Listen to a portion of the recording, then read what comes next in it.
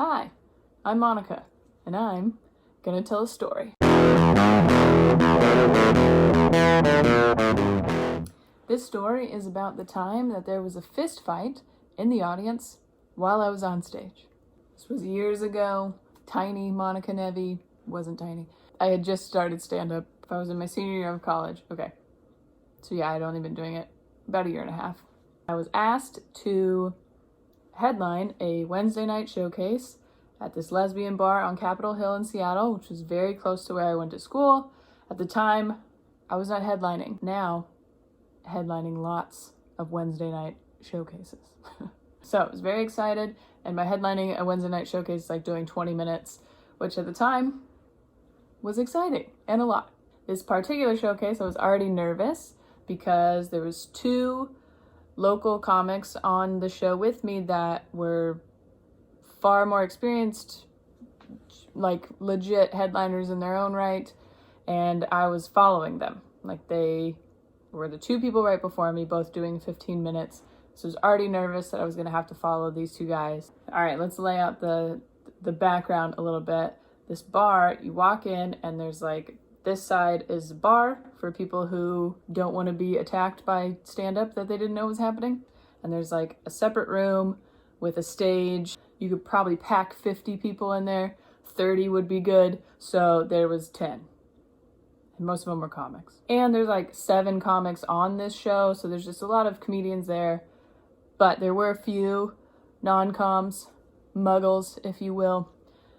Normal people there to just enjoy the show. So it was gonna be fine. There's like 3 producers on the show too. And then you had the bartender, the cook who was like 6'4" and just very buff, big person. The bouncer who was probably shorter than me, and she had some sweet, like bedazzled Ed Hardy jeans on. She was probably 50. She was buff though. She had like a mullet that had maybe grown out. It just seemed like maybe she'd been in a darts tournament at some point in her life, but I felt very safe. So everybody that works there is like a bar person. They check IDs, they serve drinks, they break up fights, that's it. It's not like having security at a comedy club when if people are talking or being disruptive, they'll give them warnings and then kick them out. For that, it's pretty much only violence. The bouncer was still pretty intimidating. If I had to guess, she was probably in the military, maybe a drill sergeant. So she like looked scary, like she would help or, you know, kick you out.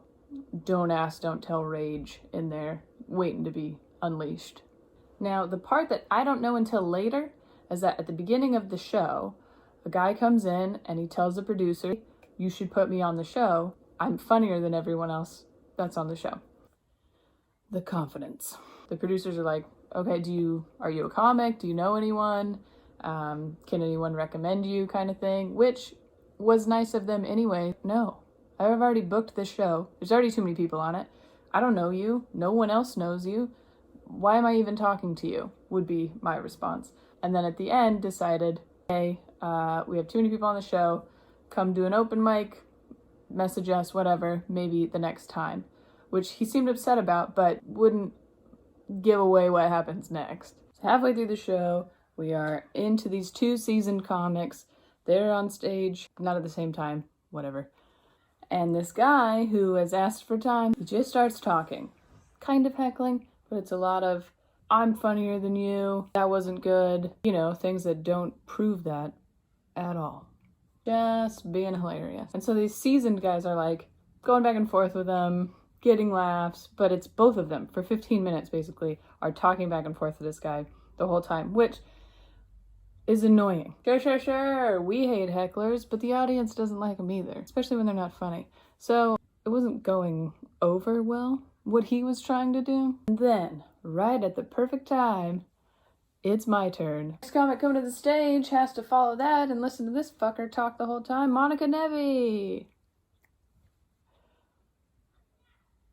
He's also there alone, I should mention that. So I get on stage, couple of jokes in, hasn't said anything. I'm like, all right, maybe he's done. He realized that it wasn't working. So I keep going, and I would say about 7 minutes in, I hear, "I'm from Alaska."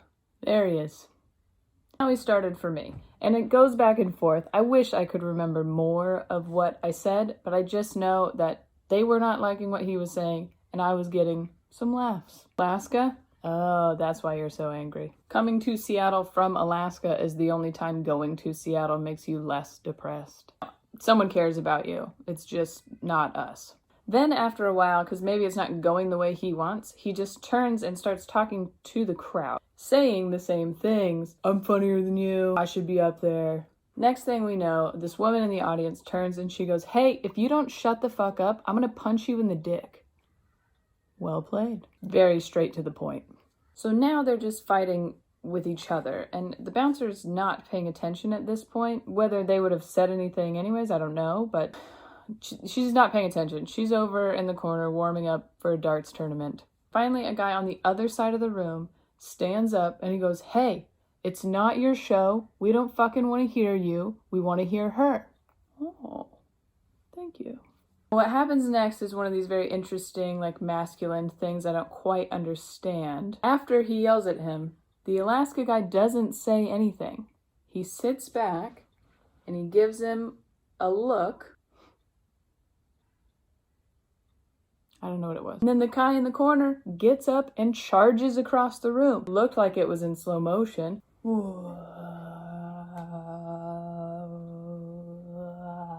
I know my camera does slow motion, but this seemed better. And the Alaska guy stays seated, which I guess it's maybe some tactic to, like, get someone pissed off enough to attack you. This guy's crazy. So he's going to punch him. And then, like a softball angel, bouncer slides in between them, grabs the Alaska guy, who was just getting punched in the face, picks him up, even though he's like a foot taller than her, and just takes him outside, throws him outside. He's kind of yelling, but she just shuts the door. Like, didn't say anything, didn't talk to anyone, was just done. Now, apparently she had been paying attention the whole time, understood that he was being a dick. She just let the guy who punched him in the face go sit down. Cut to me on stage, just with my arms at my sides, microphone down, like, watching. That would be funny if I just kept doing jokes during the time. But I'm just watching it. So Phoenix Jones returns to his corner, takes his seat. Okay, tip of the hat. You may continue. And all I'm thinking is, like, continue? Are we done? Like, people just were gonna get in a fist fight in the audience and you guys are like, back to jokes. And I just go back into jokes. I'm just like, well, let me tell you about my grandma. Obviously I circle back and I kind of bring stuff up, and then of course you're like, oh yeah, that would have been good to say. I should have said this. You guys remember I should have said this. And I should have. And then there was like this big window behind me on stage, perfect for stand-up. And I kept like looking for him. I thought he was gonna come back, and I don't know what. You never know. Making fun of people on the street because I was like, did he change? You know, just like kept bringing it back up. And in my head, I'm like, isn't this 20 minutes yet? This has been a long time, very early in my career. And so I'm like, I'm out of jokes. That was taking up most of my time, honestly. Like, get off stage because I never get a light. And I'm like, okay, I hope that was 20 minutes. I go to the producers and I'm like, I'm so sorry. I just like needed to be done. And they're like, oh, we felt bad about what happened, so we didn't give you a light. We were just letting you go. So I had done like 27 minutes or whatever.